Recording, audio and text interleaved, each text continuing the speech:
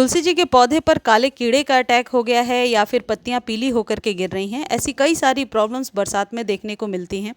आज के वीडियो में आप जान पाएंगे कि अपने तुलसी को हरा भरा कैसे बनाकर रख सकते हैं, पत्तों को पीले होने से कैसे बचा सकते हैं, एंड मोस्ट इम्पोर्टेंटली कि यदि आपके पौधे पर काले कीड़े या वाइट फ्लाइज का अटैक है तो उससे छुटकारा कैसे ले सकते हैं। यदि आप न्यू पौध लगा रहे हैं तो किस तरीके से उसे सूखने से बचा सकते हैं या फिर न्यू पौध को पनपने में हेल्प कैसे कर सकते हैं। आज के वीडियो में मैं ये चीज़ें बताने वाली हूँ। जिन्हें खाद के बारे में जानना है वो डायरेक्टली स्किप करके एंड में 4 मिनट के बाद देख सकते हैं, तो डायरेक्टली खाद के बारे में जान सकते हैं। जिन्हें डिटेल में देखना है तो वीडियो को ध्यान से देखिए तुलसी के पौधे को यदि पहले से आपके यहाँ लगा हुआ है और पौधे की पत्तियाँ मुड़ी मुड़ी सी हो रही हैं तो इसके पीछे एक ही रीज़न होता है और वो है सॉइल मीडिया। यदि सॉइल आपने अच्छी बनाई है तो तुलसी का पौधा काफ़ी दिनों तक सरवाइव करता है, बल्कि 2-4-10 सालों तक एक ही पौधा रह जाता है और पत्तियां भी बड़ी बड़ी निकल करके आती हैं।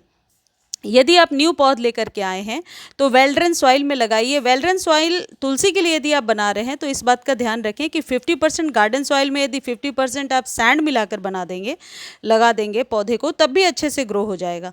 लेकिन यदि आपके पास सैंड नहीं है तो आप 30% कोकोपीट मिलाइए और 20% कंपोस्ट मिला दीजिए। ऐसे में भी मिट्टी भुरभुरी बनी रहती है और तुलसी का पौधा अच्छे से ग्रो होता है। अब फर्स्ट चीज़ जो आप ध्यान रखेंगे, यदि पौधे की जो मिट्टी है वो इस तरीके से मॉइस्चर लिए हुए है तो पौधा अच्छे से ग्रो होगा। यानी कि पत्तों को बड़ा और चमकदार बनाने के लिए हल्की मॉइस्चर आपके सॉइल में होनी चाहिए।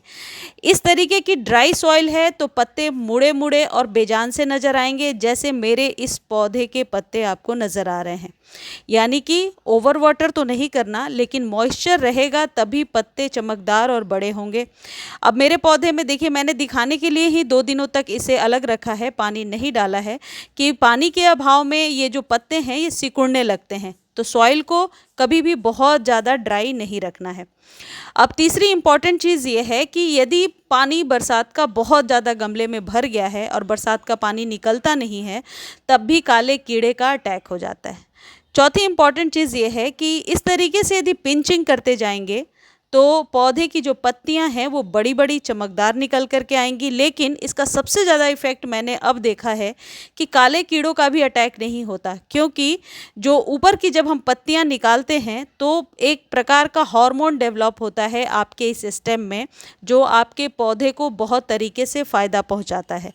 पत्तियाँ यदि इस तरीके से कटी फटी हो रही हैं तो इन्हें बेहतर है कि हटा दीजिए।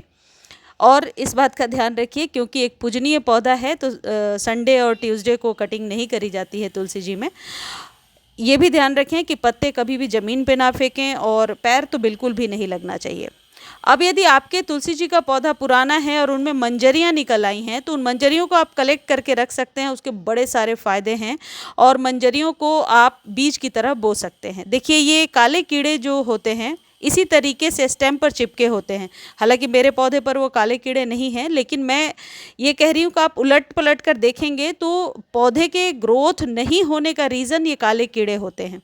अब पांचवी सबसे इम्पॉर्टेंट चीज़ ये है कि मिट्टी में आप हमेशा गुड़ाई करते रहेंगे। जब भी आपको लगता है कि ऊपर से बिल्कुल सख्त हो रही है मिट्टी तो उसमें थोड़ी सी गुड़ाई करके ढीली कर दीजिए। इससे बहुत सारे फ़ायदे आपके पौधे के होंगे, खासकर तुलसी जी के पौधे पर इसका बहुत ही अच्छा इफ़ेक्ट होता है।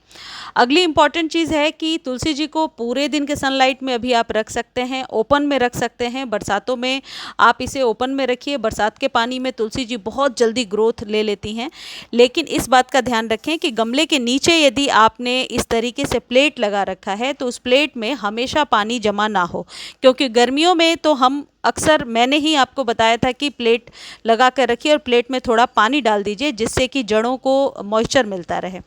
लेकिन यदि अभी भी प्लेट में पानी भरा होता है तो ये तुलसी जी के लिए सही नहीं है, ऐसे में पौधा मरने लगता है। छठवीं सबसे इम्पॉर्टेंट चीज़ है कि कौन सा खाद दें तुलसी जी को? हमेशा ऑर्गेनिक घर का बना हुआ खाद दीजिए।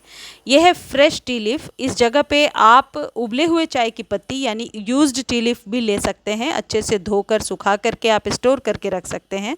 और देखिए आधा चम्मच के करीब मैंने इसमें डाला है। यदि यूज्ड टी लीफ ले रहे हैं तो आप 1 चम्मच भर के एक गमले में डालिए। इसे ऊपर से ऐसे बरसातों का टाइम है तो गमले में डायरेक्टली डाल दीजिए। गर्मी में यदि आप देना चाहते हैं तो इसे रात भर पानी में भिगोइए और अगले दिन उसके लिक्विड को यूज़ कर लीजिए। ये जो चाय पत्ती है ये पौधे की जो सॉइल होती है उसको एसिडिक भी बनाता है और तुलसी जी के लिए बहुत ही बढ़िया खाद है। अगली जो चीज़ है ये है हल्दी। देखिए इस वैसे तो हम लोग इसे एज अ फंजीसाइड भी यूज़ कर रहे हैं, गमले की सॉइल की गुणवत्ता बढ़ाने के लिए यूज़ कर रहे हैं, लेकिन एक फ़ायदा और है वास्तु के हिसाब से। ये तुलसी में डालने से आपके गुरु अच्छे होते हैं।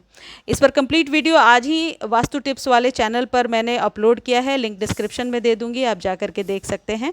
अब इस हल्दी का घोल बनाकर आप स्प्रे भी कर सकते हैं यदि पत्तों पर काले कीड़े चिपके हुए हैं या चींटियां आ रही हैं या वाइट फ्लाइज का अटैक है।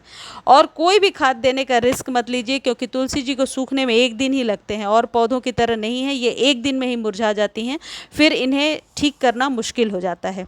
यदि आप देख रहे हैं कि बहुत चींटियां हैं तो आप हल्दी के पाउडर का इस तरीके से घोल बना करके और इसे स्प्रे कर सकते हैं। ये जो खाद है इसे 15 दिनों के बाद रिपीट करना है। पूरे दिन के सनलाइट में रखिए और सॉइल अच्छी बनाइए, तुलसी जी की ग्रोथ अच्छी होती रहेगी।